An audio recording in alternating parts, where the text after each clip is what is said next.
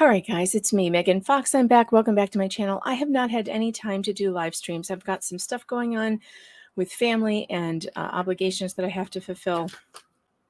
So I do not have time to live stream, but I just got Gregg Woodnick's response to the objection.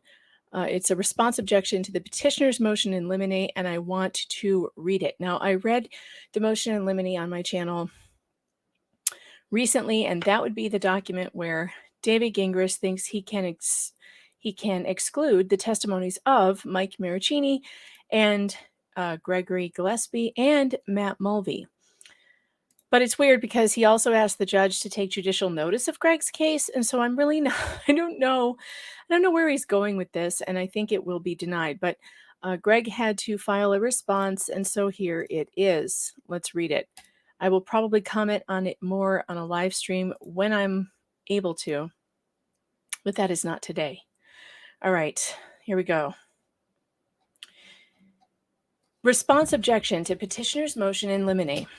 Defendant respondent Clayton Eckert, by and through counsel undersigned, hereby files his response and objects to plaintiff petitioner Laura Owens' motion in limine filed April 30th. And by the way, I am drinking a whiskey sour in a Make Americans Friends Again mug glass that you can get on in my merch store.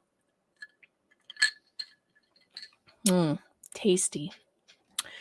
Laura has already filed the following upon information and belief to hinder or otherwise prevent a fair, equitable, and transparent resolution on the merits of this case. Motion to dismiss denied. This is great. I love how he lists all these. Motion to dismiss denied. Motion to quash deposition of petitioner denied. Denied. Sit down. Motion for confidentiality and preliminary protective order denied. Denied. Sit down. Motion for extension of time to respond to respondent's motion to compel denied. Denied. Sit down. And motion for lunch. And we all know what happened there. Denied. Sit down. She now seeks to preclude the testimony of the 3 prior victims' witnesses she testified about at her deposition, one of whom she requested this court take judicial notice about, and 2 of whom she has suggested to have somehow tampered with her records relevant to fraud on this court spanning 8 years. I should have been a lawyer. I made all of these same arguments before this was written. God, if I didn't know better, I would think Gregg was watching this channel and taking my suggestions. All right. It wouldn't be the first time I was told by attorneys that I have a very good legal mind. The attorneys in the What the Hales case said that I saw stuff they didn't see. Sometimes that happens. Rule 404B does not prohibit testimony about Laura's related pregnancy schemes. Ooh, that sounds like a new hit song, Pregnancy Schemes. I'm going to have to make a note. Pregnancy schemes. Sounds amazing.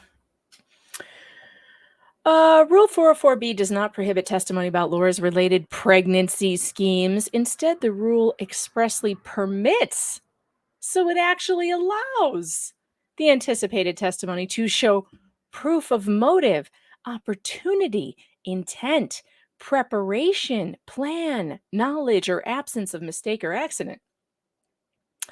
As and for his response objection, Clayton states as follows. Rule 404B2 expressly permits the testimony of the 3 prior victim witnesses. Ha! Ha ha! Why don't I have a ha button? I need a... Do I have a ha button? I don't know. I'm looking for a button that would be... Yeah, here it is. Gingras, you were wrong. Wrong. All right. I know he hates that. He hates to hear Trump voice. You are fake news. All right. Contrary to Laura's assertion, evidence of other wrongs is expressly permitted for specific circumstances under Rule 404B2, and every permitted reason for the testimony applies here. Footnote number 1. Let's go down there. Suggesting this case has any analog to the Harvey Weinstein trial in New York is yet another folly and overt attempt to distract from Laura's egregious conduct and behavior in the instant case. That was a criminal sexual assault jury trial in another state. This is an Arizona Title 25 paternity matter with different rules and where there is no risk of confusing the jury because the court serves as the trier of fact. Oh my God, sit down. Denied. Sit down. This is so funny. Yeah, stop comparing it to criminal court. We're not in criminal court. There is no jury. This is family court. It's a paternity matter. You're out of your league, man. To be clear, Rule 404 only prohibits evidence of other acts being used to prove the character of a person to show action in conformity herewith. Clayton will produce a plethora, I tell you, copious direct evidence of Laura's actions, statements, etc., and does not need to fill some factual void with propensity evidence. I love it. Talk dirty to me, Greg. The testimony of the witnesses Laura seeks to exclude will show motive, opportunity, intent, preparation, plan, knowledge, and absence of mistake. It will also be used to rebut anticipated testimony from Laura herself about her truthfulness and credibility as contemplated in Rule 608B. Oh, Greg, you missed an opportunity. You missed an opportunity here to quote plaintiff's counsel's paragraph where he admits that his client has a credibility problem. I would have put that right in here. I would have inserted it right there. I call it Exhibit A. Shall we bring up Exhibit A? This is what I would have put in right there. Hold on, I have it. I have it available. Exhibit A. Wait, I have so many screenshots. It's ridiculous. Where's Exhibit A? There it is. Exhibit A. I'm going to share it with you now. Haha. This is what I would have put in here. I would have put in quotation marks. As plaintiff's counsel has noted, yes, Miss Owens made some misstatements along the way, including misstatements to third parties and at least one minor misstatement to the court. ... to the extent they bear on Miss Owens' overall credibility. I would have absolutely put that in there. It was a missed opportunity, Greg. Missed opportunity to just illustrate that not even her lawyer believes her. Even her lawyer admits she has credibility problems. It's a problem.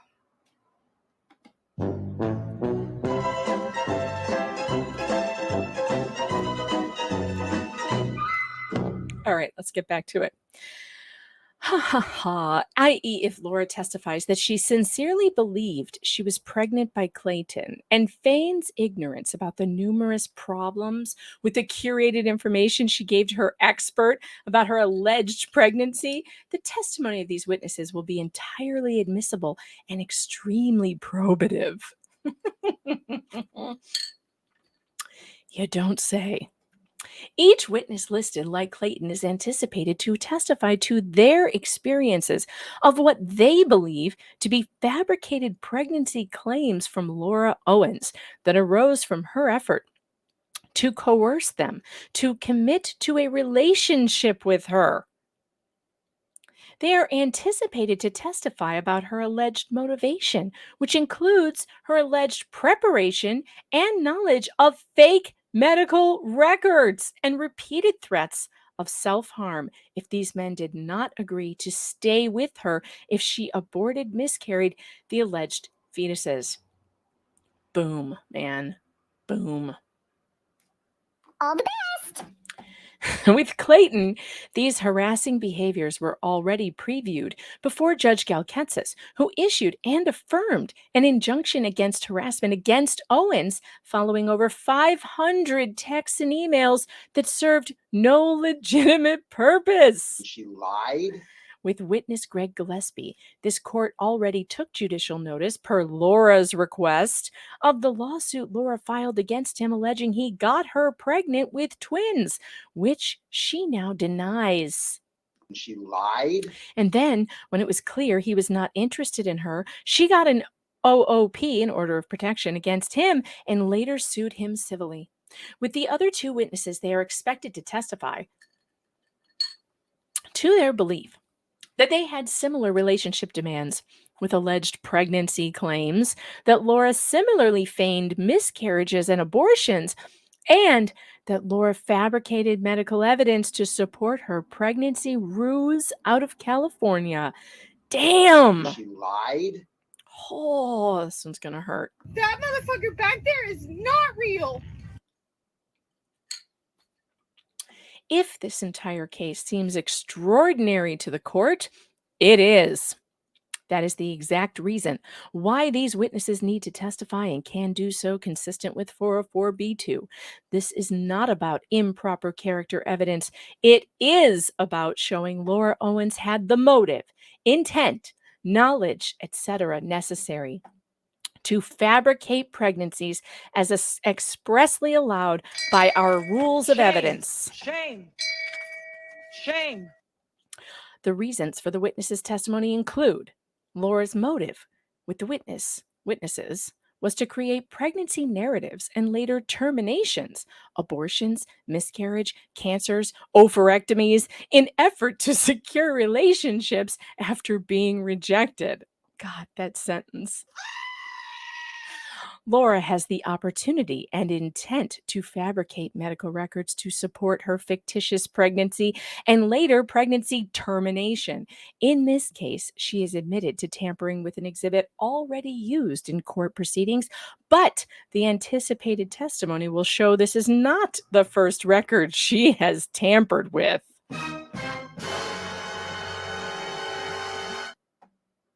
Laura prepares and plans to effectuate her pregnancy narrative, including notifying her victims days after a sexual encounter, footnote number 2. Even here, where Clayton maintains there was not intercourse. Oh my goodness. This is called a pattern and practice, folks. Pattern and practice. To plant the seed that she may be pregnant by allegedly creating medical records and photos to support her story, with the plan and preparation also including pirating sonograms and correspondence from providers and reusing the twins allegory, which appears to have originated with witness Maricini. Laura has knowledge that she was and is not pregnant, as her fabrication of records would not be necessary if she had actual medical documentation. She only provides positive HCG tests, footnote number 3. Let's go down there. Note, HCG tests are not proof of pregnancy, as will be explored at trial. A pregnancy must be verified by ultrasound, which Laura does not have, because the one ultrasound she will admit to was falsely, per Laura's deposition, attributed to Smile, and it has been confirmed to not have originated at any of the Planned Parenthoods Laura has claimed she went to. Laura also has knowledge that the medical records she submits in court proceedings and provides to her victims are not authentic. Notably, Clayton would never have known the ultrasound Laura sent to him was modified if Laura had not been ordered to attend her deposition or cooperate with a HIPAA release. Damn! There is an absence of mistake or accident, as the anticipated testimonies will address identical efforts of fabricated sonograms, claims of twins, and failure to seek regular obstetric gynecological care, and alleged abortions that result in the loss of one, but not both fetuses in both the Gillespie and the Maricini matters. Footnote 4. Oh my God. The absence of mistake is also with prior actions and exemplified in Laura's testimony. She was actively being seen by doctors Higley and McCool for a high-risk twin pregnancy, who have since been confirmed she had never seen them for pregnancy. It is also shown in what now appears to be a story that she miscarried, again, Eckert denies they ever had sex on July 23rd, 2023, but somehow her stomach was growing throughout court hearings in October, November, which she testified to being 24 weeks along before Judge Gail Katzis and Judge Duty. Yeah, that makes no sense. Absolutely none.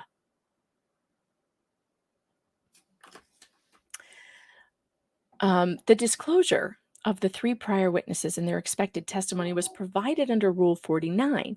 First, the deadline for disclosure and discovery in this case is 30 days before trial. That date is May 10th, 2024, and has yet to pass. In any event, the identities and contact information for the 3 prior victims was provided to Laura on March 29th, 2024. See footnote 5. See respondent's second supplemental disclosure statement. Therefore, any claim of untimeliness is confounding. Bullshit. Second, Rule 49 was complied with. Rule 49I requires each party to disclose the names, addresses, and telephone numbers of any witness whom the disclosing party expects to call at trial, along with a statement fairly describing the substance of each witness's expected testimony. All of this was timely provided to Laura as early as the second supplemental disclosure statement provided March 29th, 2024. Well, that's a kick in the ass, because I thought Gingras was saying it was all, none of it was disclosed. Apparently it was. As conceded in Laura's motion in limine, statements describing the substance of each witness's expected testimony have been provided. Laura's claim that she is so in the dark about what her prior victims will testify about that there is a risk of trial by ambush is paradoxical. Get out your time machines, folks. We're entering a paradox. They are each claiming to be victimized by her fake pregnancy con. It's not that hard. It's not that hard. Because you are a corrupt person. You're the most corrupt. Moreover, Laura has had 4 legal conflicts with her prior victims, which all involved pregnancy claims. She has had approximately 13 attorneys involved in her cases in Arizona and an unknown number from California. She has published Medium articles, sent medical evidence to journalists, and even had a TEDx talk about one of the men. She continues to, through her attorney, tweet and engage in a dialogue with public commentators, which includes her counsel, bizarrely publishing the entire 2018 deposition of witness Michael Maricini. Her lawyer tweeted and blogged about an unredacted deposition transcript from a California case. See footnote 6. See Laura's granted request for judicial notice of Gregg Gillespie's case, where Laura alleged that she was pregnant with Gregg's twins, which she now denies, days after intercourse, that he had coerced her into having an abortion, and that she had taken the abortion pills incorrectly several times. Seriously, Laura. What is my problem? If you can't take abortion pills correctly, you need to maybe go back to grade school. Laura initiated this litigation and then repeatedly stated in emails that she would abandon the litigation if Gregg agreed to date her. That's extortion, my friends, which he was not interested in. This litigation ended with neither party being awarded costs for their respective emotional damage claims, which is a real fucking shame. Gregg should have gotten his costs because it was all a big heap, a steaming pile of dookie, just like this case is. See Exhibit 1. Now, only after she again claimed to be pregnant by yet another man after non-intercourse and then went to the media when he rejected her, these men have found one another. Each of their testimonies are independent, relevant for non-propensity purposes, and admissible under Rule 404b2. Specifically, and despite it not yet being May 10th, 2024, and as I read this today, it is May 8th, Mr. Maricini's testimony is important to show her motive, intent, plan, preparation, knowledge, and absence of mistake. There was extensive litigation in San Francisco regarding these parties. Owens claimed to Maricini that she was pregnant with his twins. You guys, this is a bombshell. We did not know this. We did not know that she claimed she was pregnant with twins with Maricini. We knew about abortions, but we didn't know about twins. Oh boy, it's getting hot in here. I have anxiety over the roof. That she miscarried, that she needed to take abortion pills, have a DNC because she had a severe allergic reaction to the abortion drug, and that only one of the fetuses was terminated. Oh my God, no. This is what was found on the laptop? You got to be kidding me. You got to be kidding me. You guys, I don't even know what has been found on that laptop. All I know is that the expert has verified that it all came from Laura, but I have not seen the contents of it. This is the first... Oh my goodness, this is the first time that we are seeing what might be on that laptop in those text messages. So she was telling Mike Maricini she had a severe reaction to the abortion drug, which makes you wonder, why would someone who had a severe allergic reaction to an abortion pill, why would she go do it again? It's all a bunch of bullshit. This woman does nothing but lie. She lied. God, we're doing it live. We're doing it live. We'll do it live. Fuck it. Do it live. I'll write it and we'll do it live. The things we are learning. And I realize that I'm not live, but I'm live to me, not to you. Make sure you hit that like and subscribe. I'm having a difficult week and I could use your support. And I have no time to actually do lives. Everything is at 6s and 7s right now. And I don't really want to talk about it. And, but I'm under a lot of stress and anxiety. I have anxiety over the roof. And I could use your support. So please hang in there with me. The lives will return at some point. All right. Laura also allegedly told him she had ovarian cancer and that she had to have an ovary removed. Fabricated medical records to support this claimed that she might have cervical cancer and that she might have Asherman syndrome and Crohn's disease. Laura, after seemingly realizing that Maricini provided relevant information in the instant litigation, has since claimed that the medical records Maricini provided, disclosed to Laura, were fabricated. Ostensibly, Maricini was distressed by Laura via counsel posting the 2018 deposition and blogging about him being a liar and 100% false, which led him to surrender his laptop to a San Francisco-based computer forensic expert, John Berryhill of Berryhill Computer Forensics. Oh, my God, this is so good. You will pay for what you've done, and I pray that God send angels to visit vengeance upon you. Oh, Laura. Actually, I should say, oh, dingus. Dingus, you dumbass. You douche canoe. We had you pegged from the beginning, you tramp stamp of a lawyer. You caused this.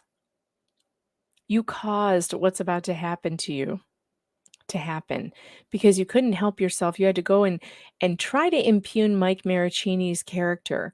And he was like, fuck you. I've got the laptop and I'm going to turn it over. And the whole community was like, sure, we'll give you $5,000 to do it. If you are behind, Dave and I held a fundraiser and we raised $5,600 last Saturday for Mike to get this done. And we had decided that we would send him. We knew you guys would give the money. So we told him to just go and drop it off and we would front it if we had to. We would pay the guy if we had to. But we knew that you would come up with it. And so while we were having the fundraiser, what we didn't tell you is that Mike was already on his way to drop it off. And it was done over the weekend. Mr. Berryhill analyzed thousands of pages of text messages and medical records communicated between Laura and Mr. Maricini and determined all text messages and medical records from Laura's phone number came from Laura. Whoo, boy. I mean, What are you? An idiot sandwich. why would you say that those things were fake and you never saw them when it is clearly demonstrable that you sent them. Man, has she dug herself a hole. Meaning Laura appears to be continuing to commit perjury, that's just minor perjury, by filing affidavits that disclaim texts and medical records that she sent. It is no wonder she does not want Maricini addressing her intent, motive, knowledge, absence of mistake, and preparation, despite his testimony being admissible under the rules.